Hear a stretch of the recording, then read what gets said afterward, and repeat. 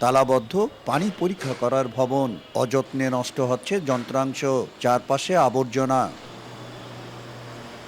নীলফামারী জেলার ভূগর্ভস্থ পানির গুণগত মান পরীক্ষার জন্য একটি পরীক্ষাগার নির্মাণের কার্যাদেশ হয় 2020 সালে। 2021 সালে জনস্বাস্থ্য প্রকৌশল বিভাগ নির্মাণ করে পানি পরীক্ষাগার। তবে এখনো কেন্দ্রটি চালু না হওয়ায় কোনো উপকারই আসছে না জেলাবাসীর। বাসিন্দারা বলছেন, পানির মান পরীক্ষাগারের কথা বেশিরভাগ মানুষই জানে না।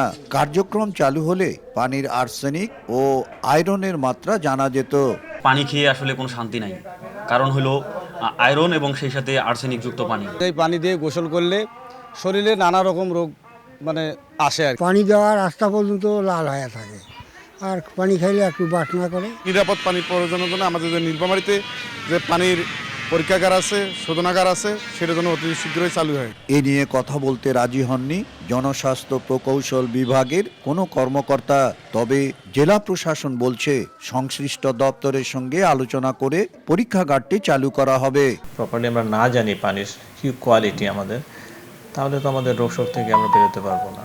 আমি সংশ্লিষ্ট কর্তৃপক্ষের সাথে কথা বলে চেষ্টা করব এটা যাতে রান করা যায়। জেলা প্রশাসনের তথ্য মতে 2020-21 অর্থ বছরে নীলফামারীর পানি পরীক্ষাগার নির্মাণে ব্যয় হয় প্রায় 53,78,000 টাকা।